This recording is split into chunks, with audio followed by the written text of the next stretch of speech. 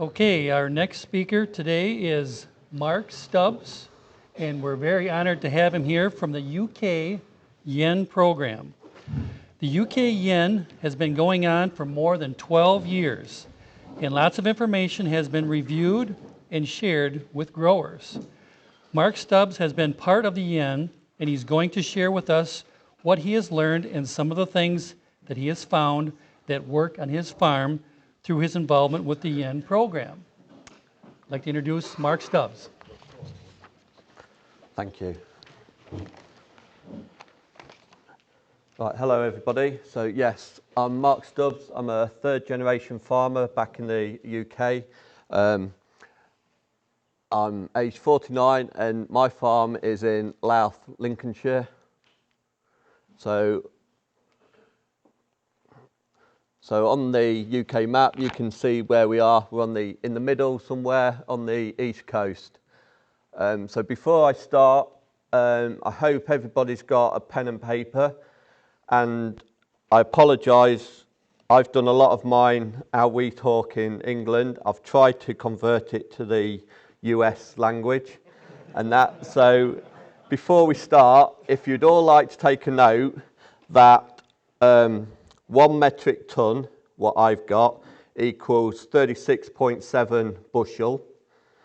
1 hectare equals 2.5 acres, and 1 kilogram equals 2.2 pounds. So as I'm going through, if you need to do your own conversions and that, just do them. And if I'm going too fast, just let me know if you're having to do the different conversions.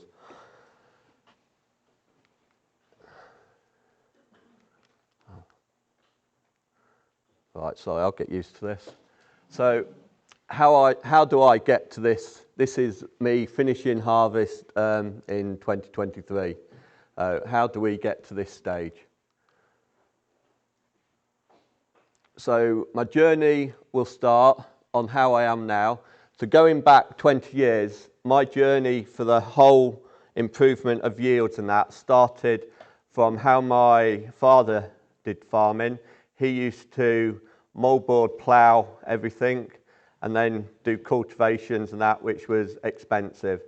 So my journey started where I did half of the farm with a moldboard plough, and then the other half of the farm I just did minimal tillage.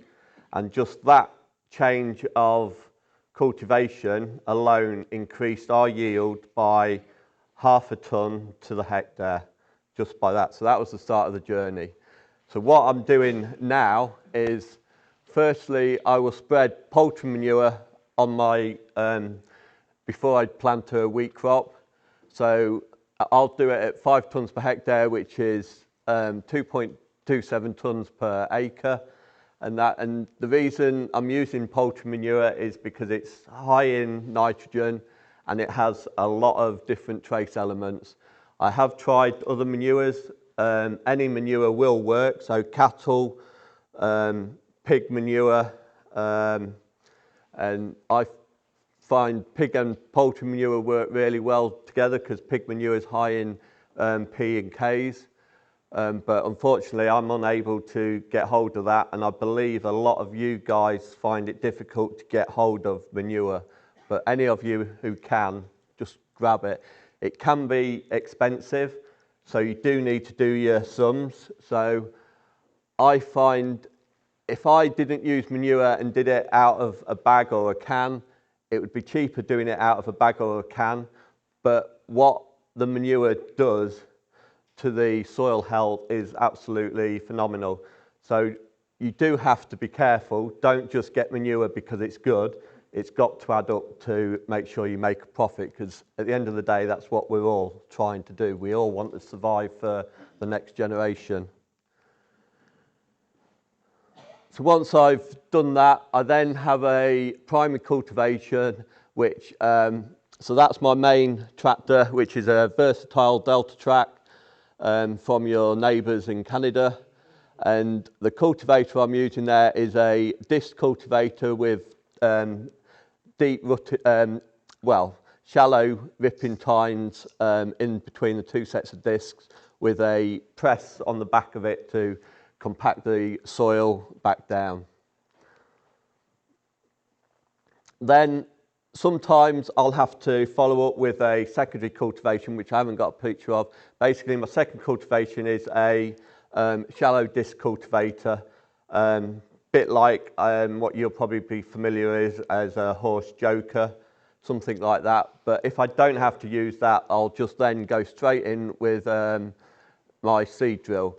So this seed drill is one which I've converted myself. So I've built this seed drill myself from a company called Verdestat, which you'll be probably familiar with from Verdestat Seed Hawk and that, but this is a European type drill, mainly used in the UK, so it's very similar to the one which is out at the front, which is the Pottinger.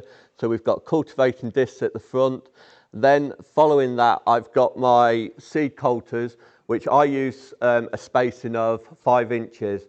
I think most of you are on 7.5 and 10-inch spacing. Later on, I'll explain, going through that, why I prefer the 5-inch spacing.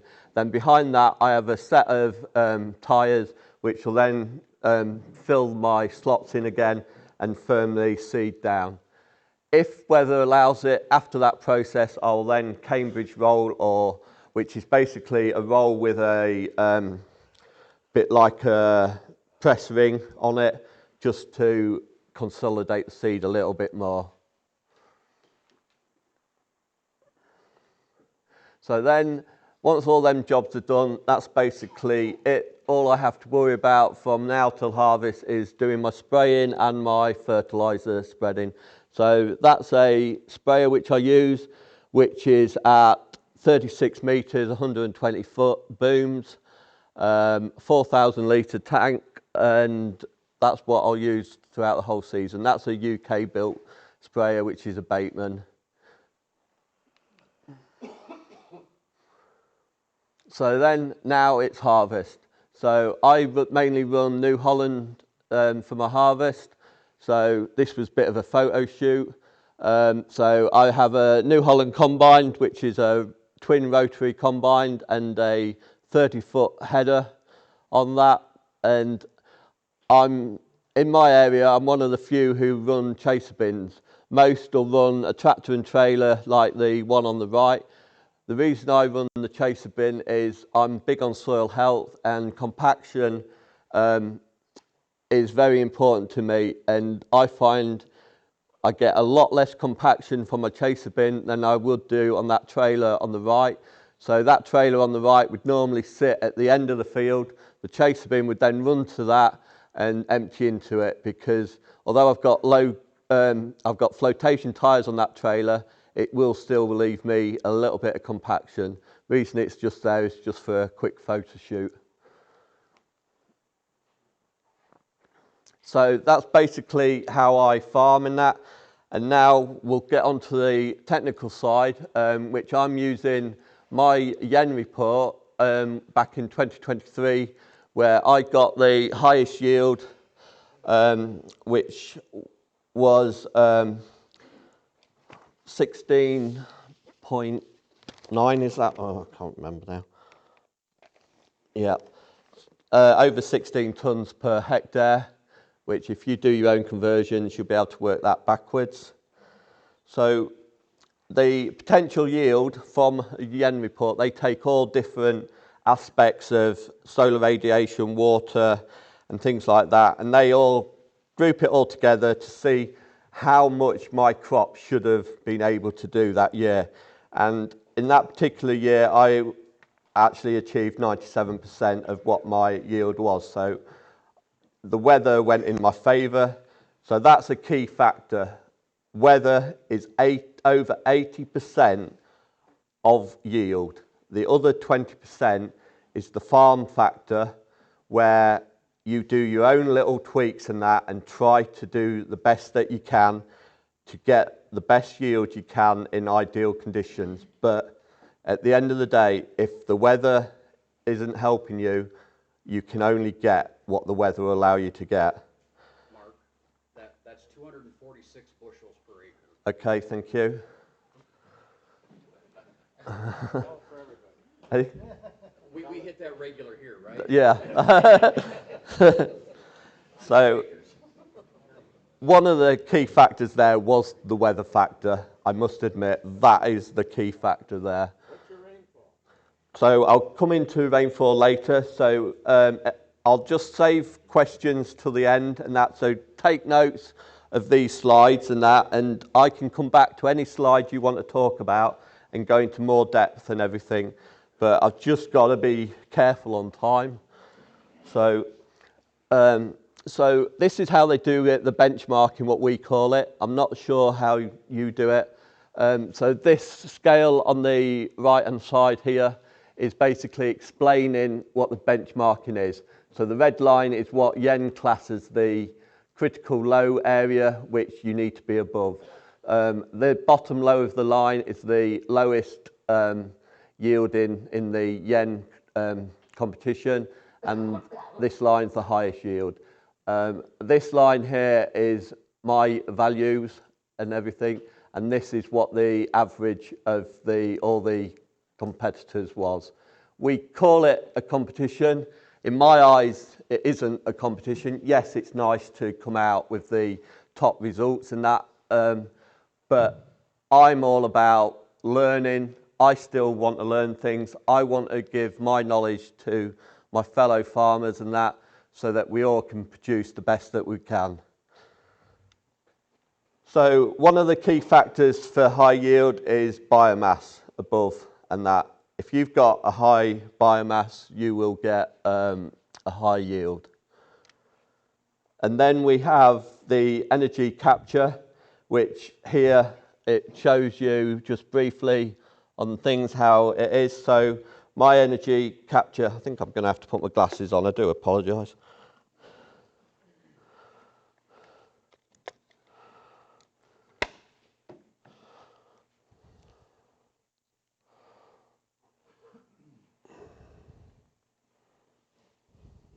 Yeah, that's much better. So my energy capture was 60, and my captured moisture, water, how much water per percentage I captured 136%. How did I get over 100% water? Right, so the reason is my soil type is a clay loam over chalk, and what happens is with the chalk and that, it makes the stones in the chalk makes the clay friable, so it's not like... Sorry. Sorry. The audio quit on us. Oh. Okay, try that. Hello? Yeah, is that better? Sorry about that. Yeah. So, yeah, so mine's a clay loam with stones in it, so it's not the clay where you can mould pots with and that, because it just breaks up in your hand due to the stones. And the chalk base, so I only have 6 inches of soil, then I'm into a chalk bed. But it's a soft chalk, so the roots can get through. So in a dry period, the roots go scavenging for water. So they'll go into that chalk base, and because we're on chalk, we have a lot of underground aquifers. And the chalk then brings the water up to the surface in a drought from these aquifers. And when Yen do their measurements and that, they're basically doing it from satellite knowledge and everything, and rainfall and that. So the rainfall meant that I was above the amount of rainfall I got. So my roots that year found extra water from these aquifers, hence why I'm over the 100%.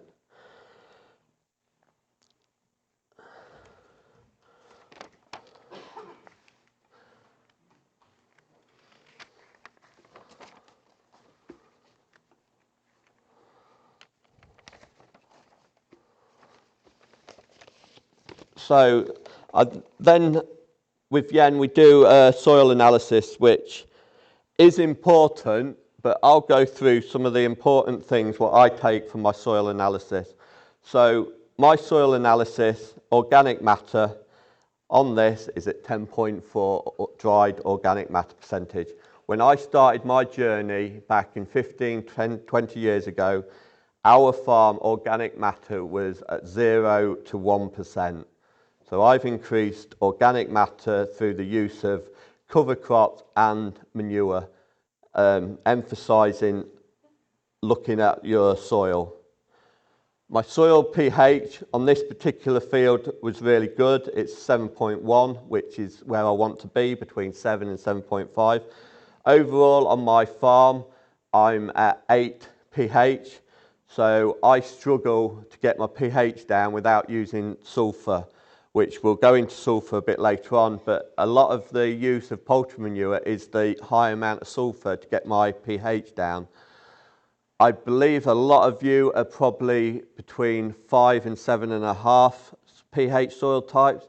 So if you're at 5, it's quite an easy fix, but it's not a overnight fix. You just go and get ag lime and everything to get your pHs up. Obviously, we're on a chalk-based soil, and so we've got high calcium already in the soil. So my soil P was I was pleased with this because I don't put artificial P and K on. I rely that on my manures and that. So I do rely on all my trace elements to come from the manure, because I find that the manure, so my soil indexes are reasonably high, but I feel that the plant doesn't actually still get the P and K out of the soil as well, because it doesn't work efficiently. So even if you've got high indices, I feel you need to still feed your plant and that. So the soil for us, I call these tick boxes for our audits we have to go through. So I'll still add soil P, I'll still add P and K, which is through my manures. If you can't get manures, you do it through fertiliser, but be careful and use your indexes to determine the rates of fertiliser you do, and you can get that from your advisors and that in this country.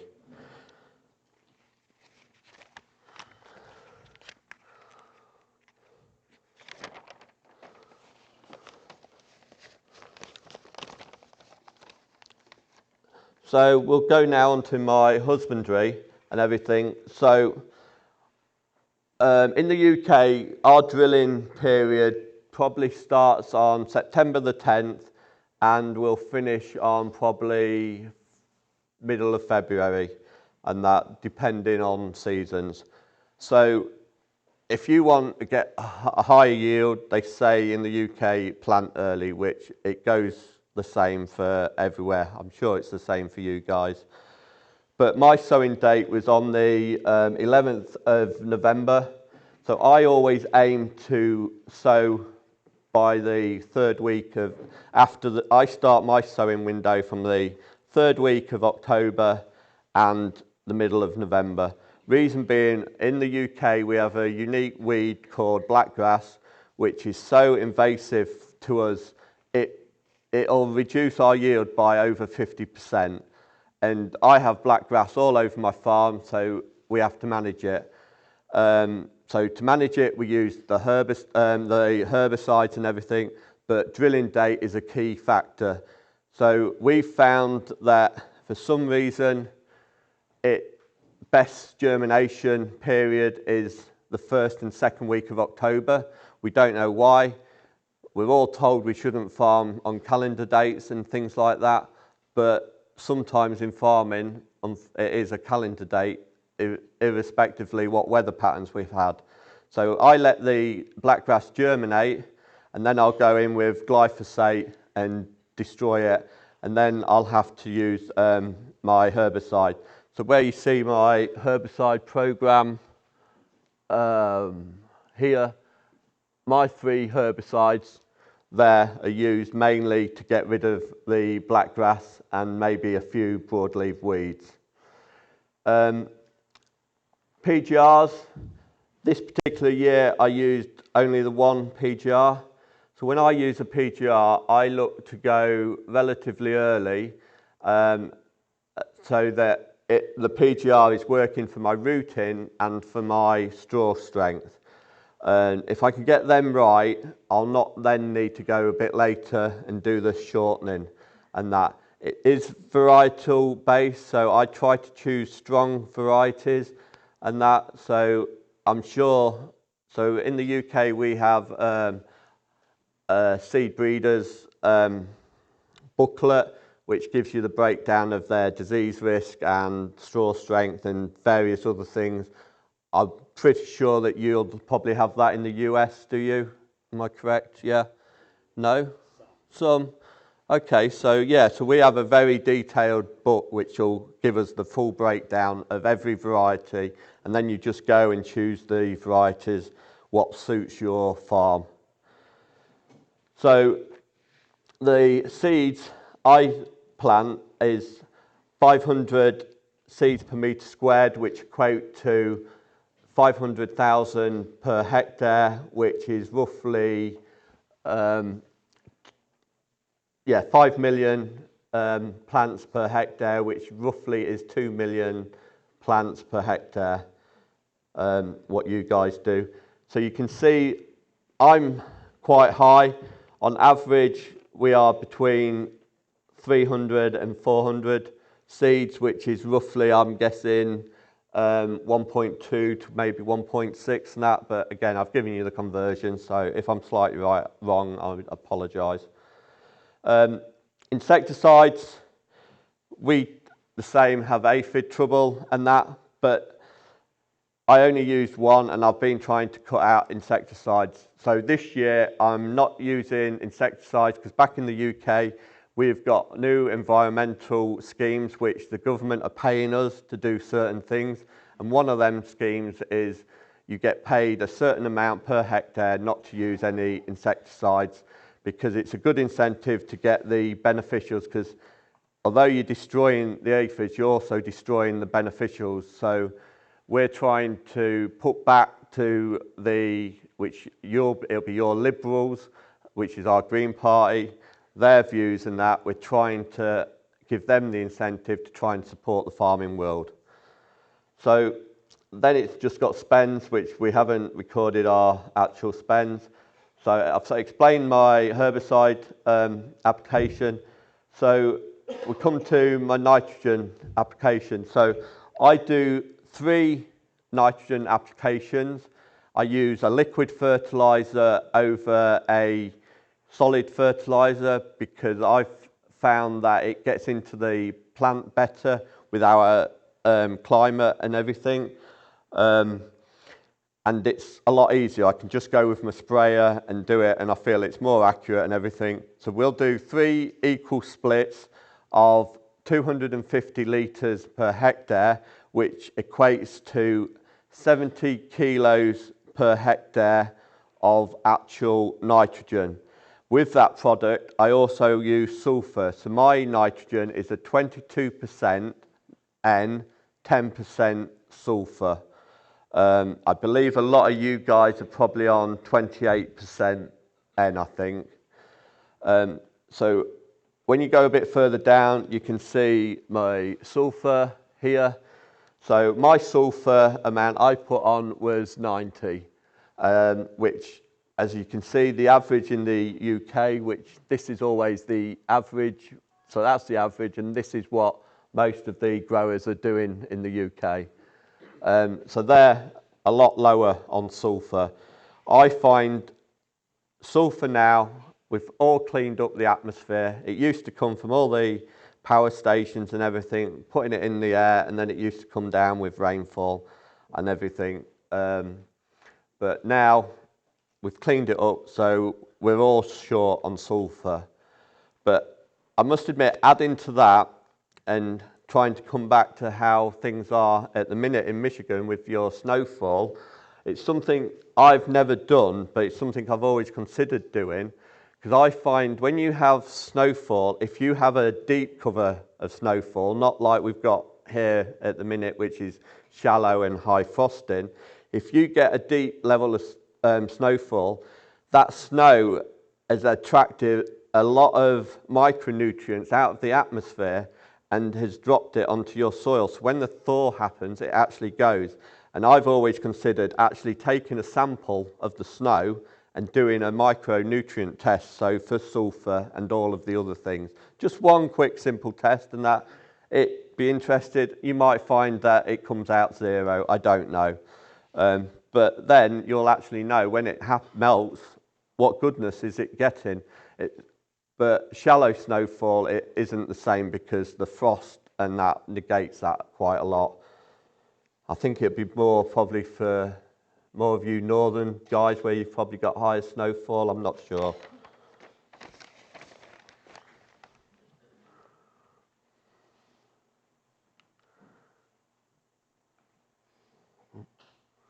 Yeah.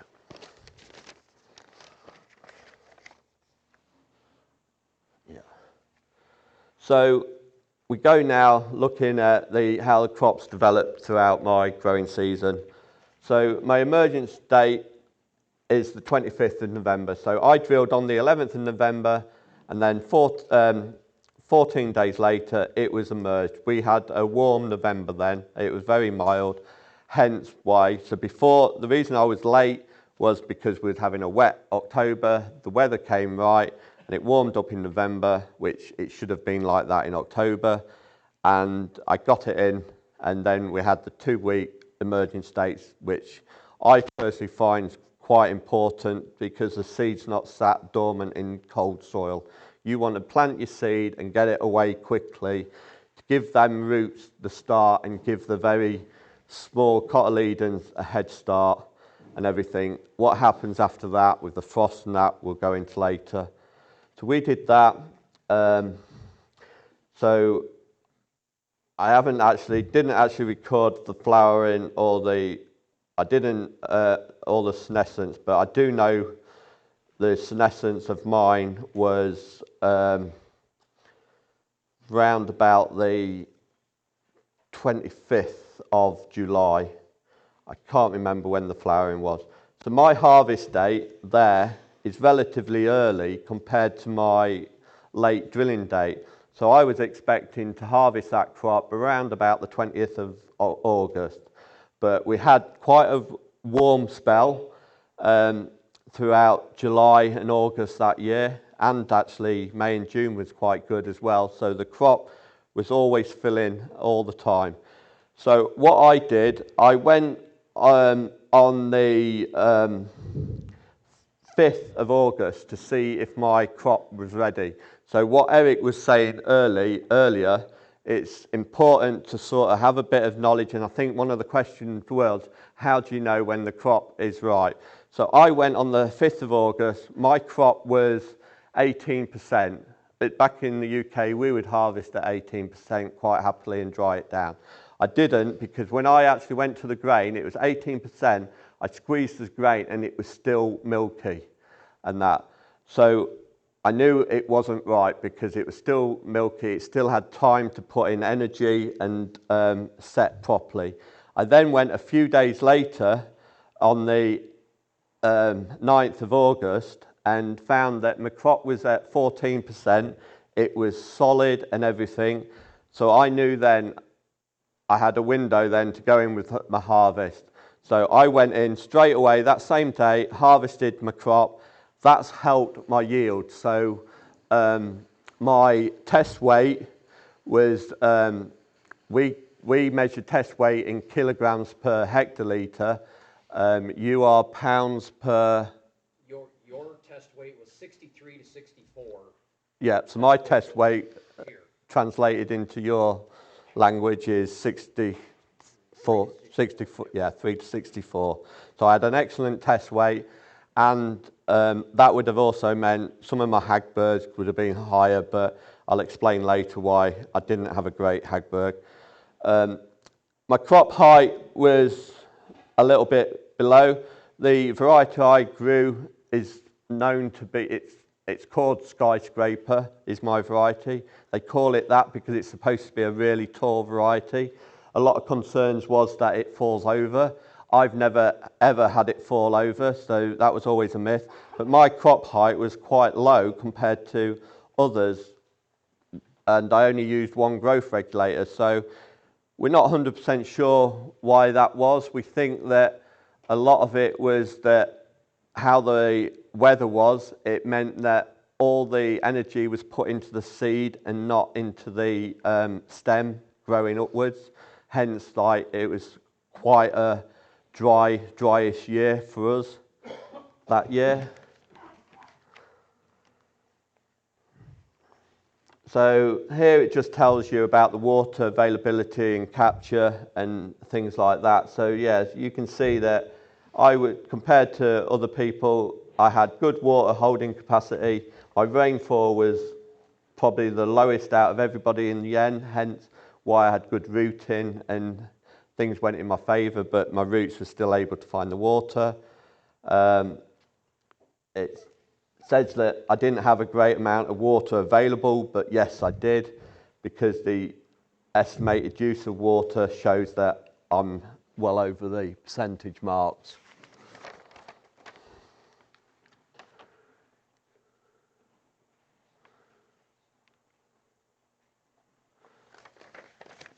So we now come on to how the energy was captured. So we had good solar radiation. You can see, like in October and March, just as it was sort of planted, the early stages, we had quite high solar sunlight and everything, which meant the crop got away. One of the key factors what I see is different to us in the UK for me getting this higher yield, and why you can't get quite up to that. This is because my crop at the minute is still green. We've been down to about 30 degrees Fahrenheit, but only for 2 or 3 consecutive days. You guys have been getting down to, I don't know if you've got as low as 0, but you've been a lot lower than that. And I think you've been at that temperature for at least 4 weeks and that, because when I've been travelling around, I even see people's gardens, the grass is brown. Back home, everything's all looking nice and green. So that is a key limiting factor which you in the US have got over us in the UK at the minute, because you are not photosynthesizing with them brown leaves. They need to be green. But there's nothing you can do. That is weather. Like I say, 80% or more is weather and everything. So unfortunately, that is something you cannot do. Our solar radiation dropped in April and May, and also in June and July.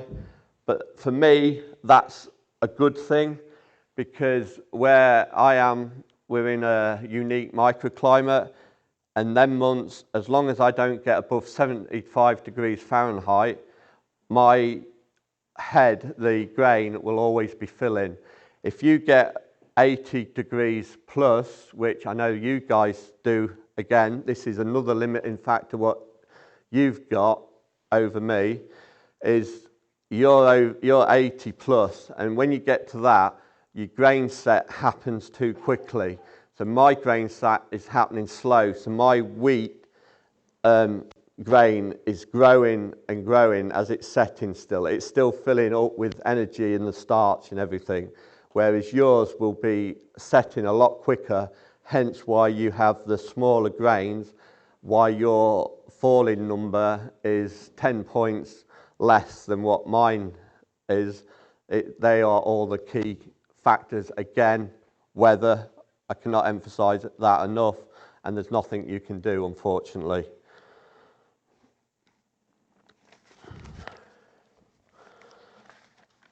So on this side, we go into how my nutrients have been captured. It's a little bit busy and a bit hard to explain as such, but so I'll probably just skip through most of that, because the input.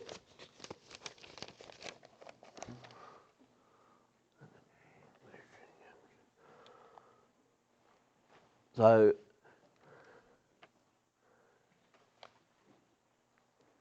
yeah, again here, it's showing how important a lot of the metals are, and I'm getting that from my manures, and that you could all do that out of a can if you can't get manures and that, but do your sums. Is it actually going to, if you spend, say, for instance, boron in the UK has been a massive put on boron. I've put on a lot of boron and I've put on no boron. I've done tests in my leaf, they come out the same, I'm low on boron, even when I've overloaded it. Where I've put on no boron, I'm low on boron. Boron, they'll say, do your tests through yield. Yes, boron will increase the yield, but the important thing what boron does, it is the spikelets. So I've done spikelet testing. So in my spikelets, I've counted the number of spikelets I've had on overloaded boron and the number of spikelets I've had on no boron, and the results have been inconclusive. They've been, some were high, some were low, some were the same. So I call that inconclusive. So now my policy is I do not use boron. But that's me personally. I've got my soil health in such a way, am I getting them results because my soil health is there, and the spike, when I'm not using boron, they're getting it from the soil or not. People who's got really poor dry organic matter of the 0s and 1, if you're unsure about boron, do half fields. They're the best things. What I'm doing on my farm will not work on my neighbour's farm. What he's doing on his farm will not work on my farm. What I'm doing on my farm may not work on yours, and vice versa. So you've got to do your own tests and that to be satisfied whether any of these trace elements are financially viable, or more importantly, do they work?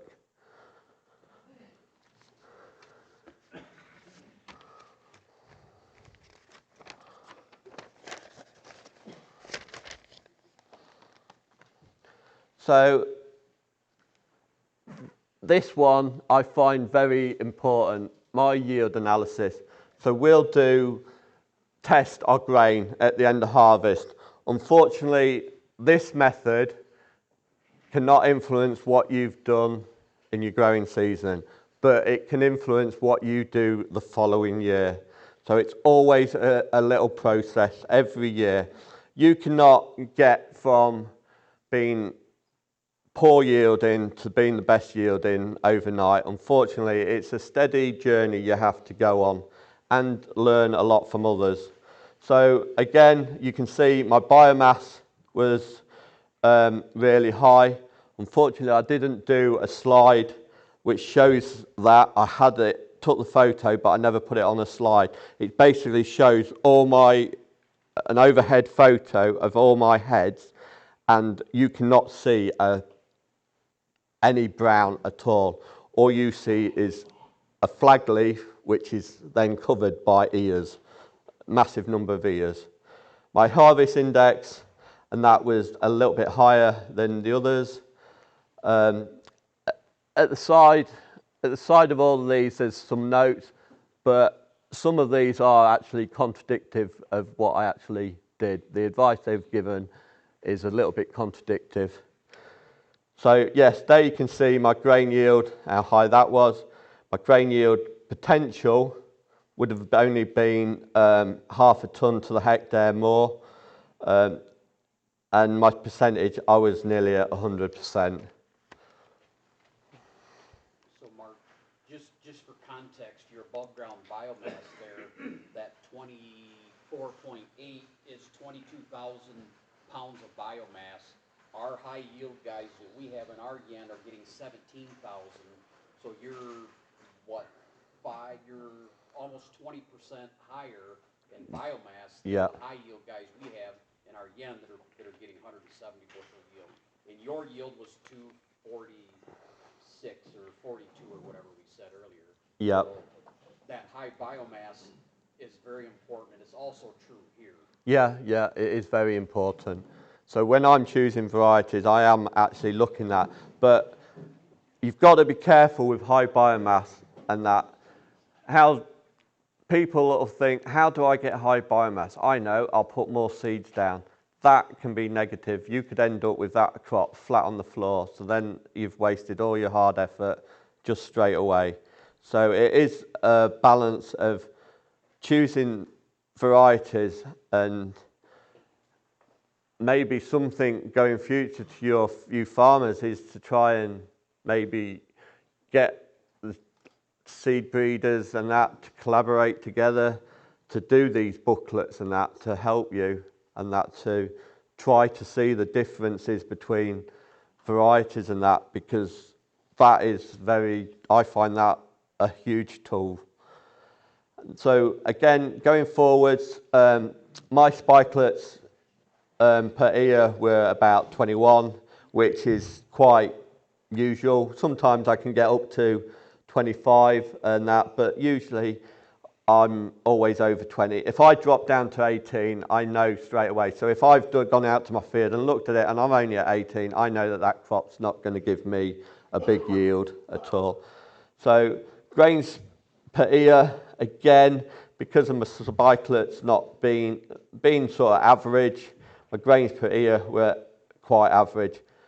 But my grain ear numbers, which is the first one up here, I'm massive in the 800s. I always, anything under 700, I am very disappointed with. I always aim to be above 750 ears per metre squared.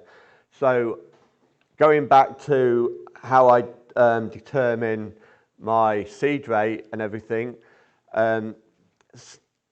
we all talk about tillering and everything. Back in the UK, we maybe get a good tillering year of 1 in 3 or 5 years. So do we cut down seed rate hoping we're going to get all them tillers? I don't. I plant the amount of seeds I want to have ears. So most of my varieties will tiller 3 tillers and maybe drop back to 2 through things. Another variety would be tillering 5. So I always aim to work on seed rate and ears, and I think tillering, no. If you get a bit of a bonus tillering, because if you have a high seed rate, it will reduce your tillering anyway, and that because of the competition down the rows. So that's the reason I do it. Right or wrong, I'm not sure. It works for me. And again, my grain set was good. As you can see, anything less than 80 grams, they class as being poor.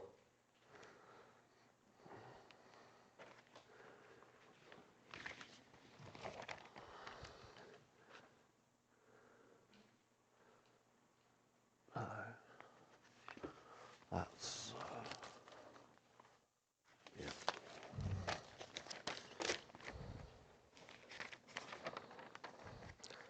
So this is my nutrition post-mortem, and that I'm not going to go into great detail of that, because I think a lot what maybe Eric said sort of maybe covered some of that, and that's just basically telling you about the trace elements and what's in the straw.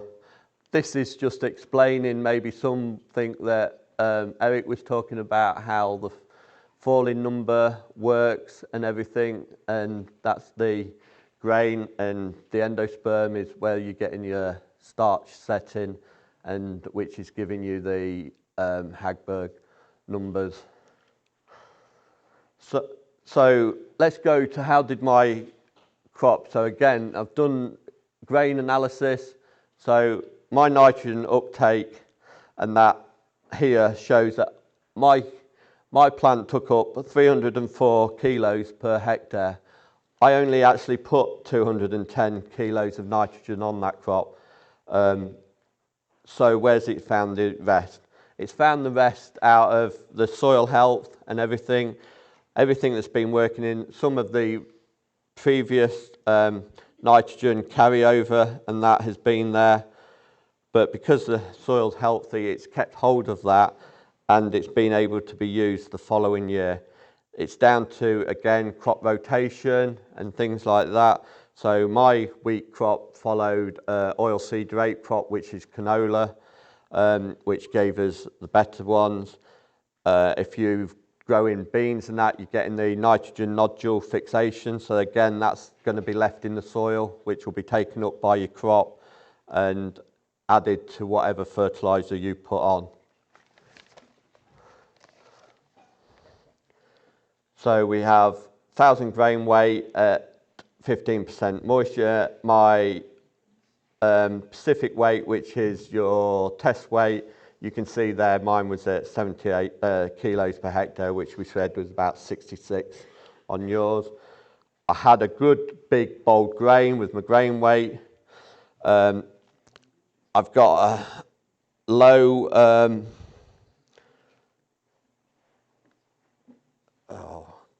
I'm not 100% sure what that one is, so I do apologise. Some grain volume is quite high, grain density is good, grain void is good, and everything like that.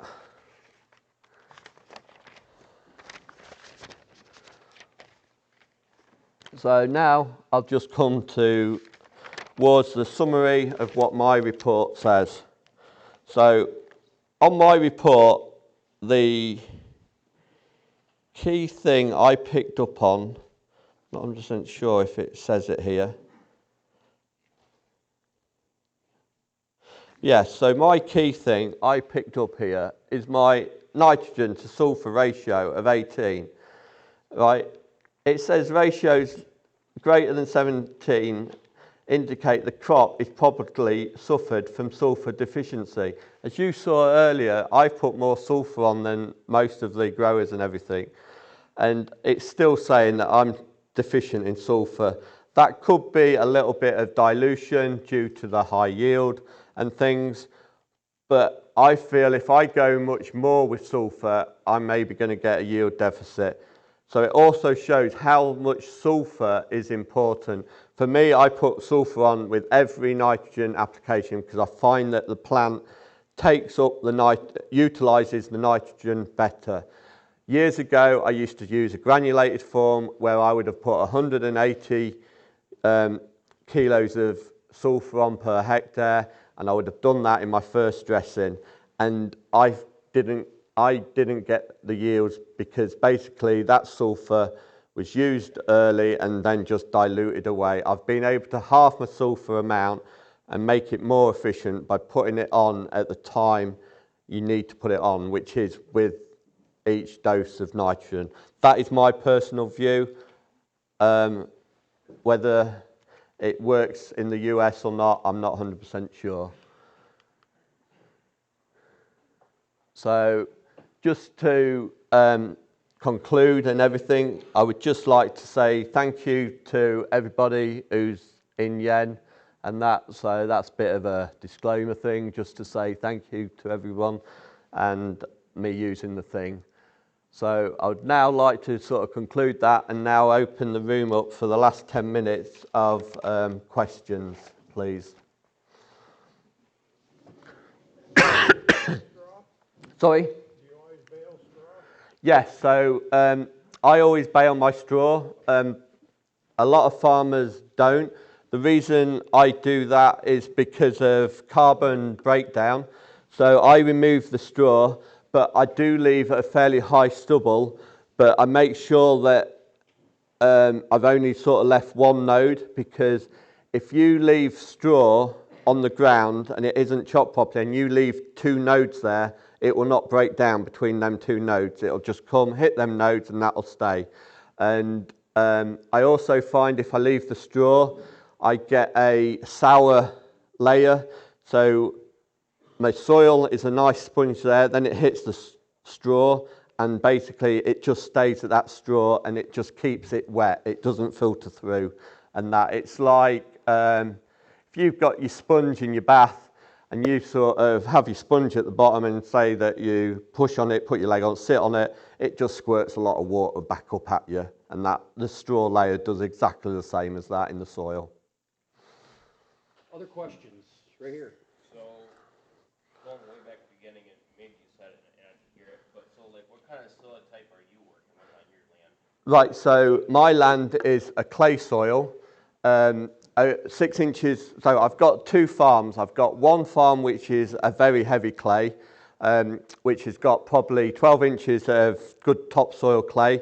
That clay, when it gets wet, you could mould and make a pop. It wouldn't set. It's not like the blue heavy clay and that. But on the main farm, it is a clay loam over chalk, so there's only 6 inches of clay, but there's chalk stones residue in there. And so if you try to do that, it's very friable. It'll make little mud balls and that, but you wouldn't be able to mould a pot with it. And then just, like one more question. So back to your cedar that you're talking about. So the pitch on them blades, so the Joker now, like are they notched or not notched? If that makes a difference. They start off being notched and wear down. The advantage with notching is that it grips the soil. So as you're going along, it's like basically the sole of your shoe. When you've got a brand new shoe, you've got good grip. That wears down and you get a bit slippery. So yes, they wear down. They'll still do the job and that, but in certain conditions, you might be going along and the disc will maybe just stop turning for a second and it doesn't turn as efficiently. What I was getting at is when you're seeding, is the ground already, like you got it tilled enough where you just go in just to tickle it? Or are you going into just like an untouched seed bed? Right. Yes, so I'll have done a primary cultivation, which is basically big discs, followed by ripper tines, but they're only down to a depth of 4 inches, and then another set of big discs, and then we have a packer at the back, firming it to make it level. So I'll do that as soon as the straw's buried, as soon as the straw's taken off of my previous crop, and then I'll just leave that stale and everything, and it determines how much rainfall we have between me doing that and my drilling period. So if we have a lot of rainfall, there's nothing worse than rainfall for packing your soil down. That you get tons and tons. It's like going over sometimes with a flat roll. So yeah, so if it's like that, that's when I'll go in front of my drill with a secondary shallow disc cultivator, and we'll just literally speed through it and maybe run that at anything from 2 inches to 4 inches depending, just to break that crust up, to make it friable and that for the drill to work more efficiently and faster, and to get the even seed depth as well. I do have discs on the front of my drill like that Pottinger does out there, so I could sometimes not do that, but I found that if I don't do that, I'm having to put too much force on my front disc, which is then causing my coulter discs to ride out. So it's just a quick, cheap pass, really. Thank you. Can you go back to your first or second slide where you were showing the equipment there going across the field spraying the chicken shit? Yep.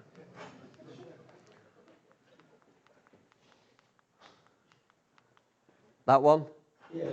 Are those tires deflated at that point? And am I seeing that right? Yes. Down on those? Yes. So Technique. yeah. So we've reduced the tire pressure on them down to less than 10 psi. How do you guys measure tire pressure? It's psi.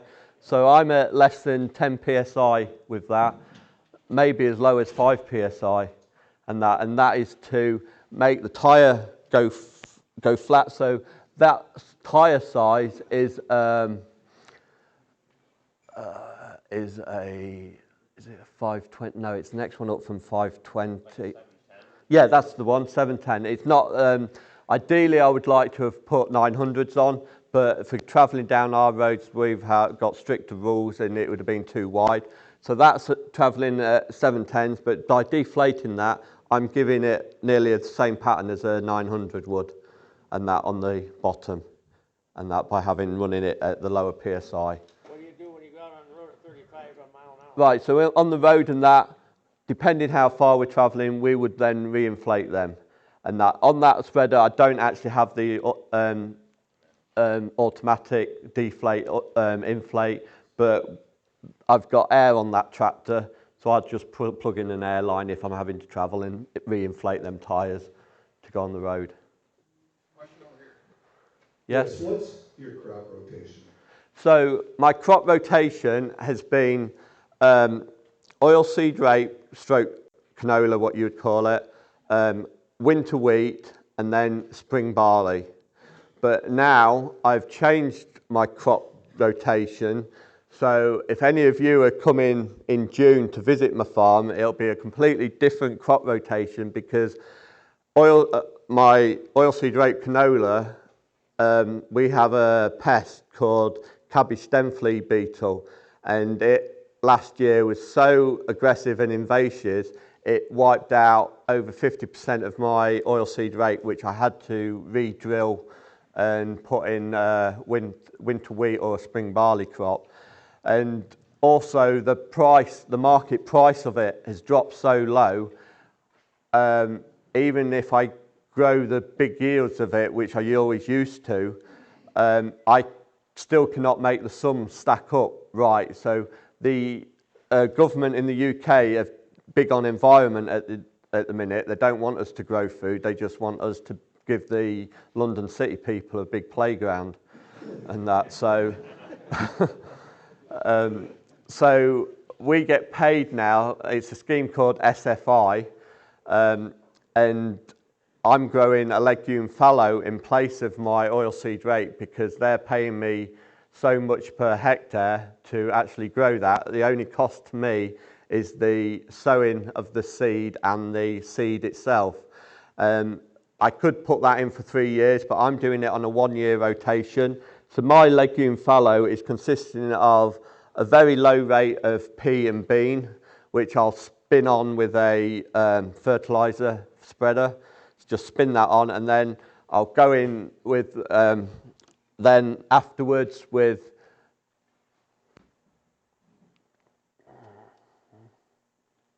this tool, because although that's my primary cultivation, it also has a seeder on the back.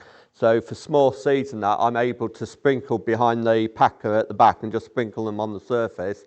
So I'm using a 7-way clover mix, 7 different clovers. There's a vetch in there as well, and possibly another legume, I'm not 100% sure. But the reason I've chosen that is because I want the nitrogen fixation of the nodules. I want them to fix now into the soil. So I'll then follow that now with my winter wheat crop, or depending if I can't get a winter wheat crop in, it would be a spring barley crop. And then my rotation after the winter wheat would be then legume fallow, and it would be just keep changing like that at the minute, and hopefully it'll increase. So when you grow a legume, a lot say cut back on your nitrogen. I don't want to do that because it's going to help my germination, get my roots going well, and the theory behind it is that I'll get an increased yield. So if I'm increasing my yield, I need to put on more fertilizer. So if I keep it the same fertilizer, it should all work in theory. We all know in practice that never works, but that's hopefully answered your question. Got a question here. You are a big fan of chicken manure. Has the bird flu and the price of eggs caught up with you back home? Yes, we do have bird flu. A lot of the chicken farms are very high health around us, and although bird flu is there, they put in restrictions quite quickly where the chickens cannot be outside. But as long as they're running a high health regime, it doesn't really affect me. And where I get it from, the chicken farmer I get it from, I also rent a bit of land from him. So, for instance, last year, I didn't enter yen this year because last year we had huge rainfall. And on his chicken farm, I drilled, there was 60 acres, which I drilled on the Friday. Dust was blowing. Went into a perfect seed bed. You couldn't have wished for anything else. I rolled it and everything. I then was going to go back on the Monday to put on a pre-emergent herbicide. I went back and it was underwater, and the riverbank burst. A week later, it was 3 meters deep underwater, and it stayed like that for 6 months and everything. So when I take his chicken muck, we do not put chicken muck on the fields around there for the risk of the bird flu. So I take the chicken muck away from his farm, which my main farm is probably 10 miles away, and we then spread it on my main farm. So and there's no poultry farmers within 10 miles of me, so it isn't an actual risk to them. But yes, we do have to be aware of the bird flu, and if we are putting it on near chicken breeders. Question over here. Do you guys ever put in ground tile for drainage?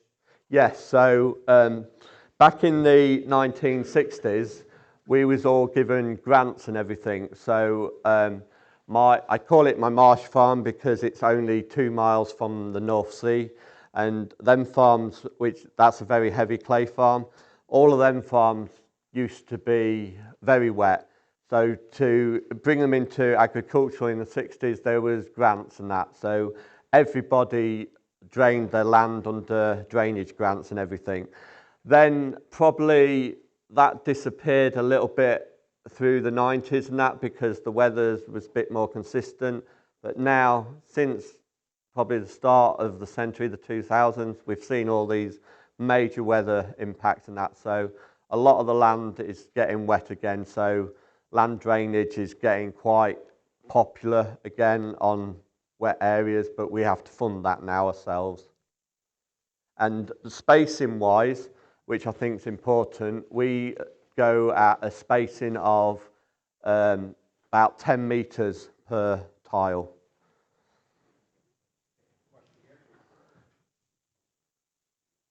You plant in like November.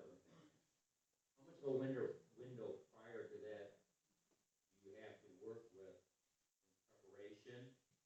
So how my rotation fell before, my winter wheat followed my canola. So I would have harvested my canola around about the 1st of August, and we would have baled that straw. So say by the 5th of August, we would have gone in with this primary cultivator and left that seedbed stale all the way through to drilling. So we also do cover crops, but we also call them catch crops. So if we put a cover crop in after harvest before seeding, we'll call that a catch crop. We call it a cover crop when it's in before spring seeding. So by doing that, I used to get a lot of canola volunteers, which I used to class as my free catch crop. So it meant that the ground wasn't left bare and everything. There was always a green cover there. And then I would destroy that with glyphosate just before I drill. And then if it has capped up too much, I'll go in with my shallow cultivator. But if not, I'll be able to go straight in with my drill. And then when you applied the chicken manure, that was not part of your end program then? Yes, so I always do my analysis of my chicken manure. We have an app called Manure, which I go on. I'm pretty sure you'd be able to get, all apps are global, aren't they? So if you went on your Play Store or your Apple Store and downloaded the app Manure, you would then send your analysis off to the lab. They'll give you a lab report, and you can then key in all the numbers off your lab report to that, on that manure app, including the application rate you want. So we have a limiting factor where we're not allowed to go over 250 kilograms of something N anyway, but manure will work all this out for you, and then it tells you what your analysis in the soil would be.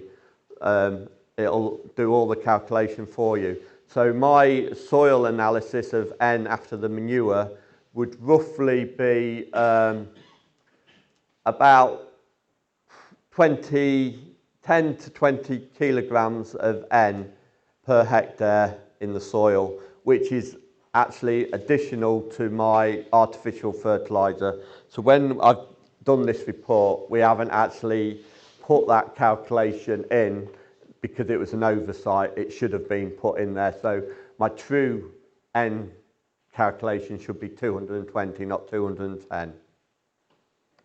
Okay, let's just take one more question so we can stay on time here. Great questions. Dennis, you got another one? One follow-up on the biomass. Yes? Over the 10, 12 years, has your biomass increased in proportion to the yield? Yes, it has. So I've concentrated and increased the biomass. Okay. So, yep, so thank you everyone. I'm Mark? around, so Yep. if there's any more questions, just grab me during lunch, tea break and that, I'll be happy to answer.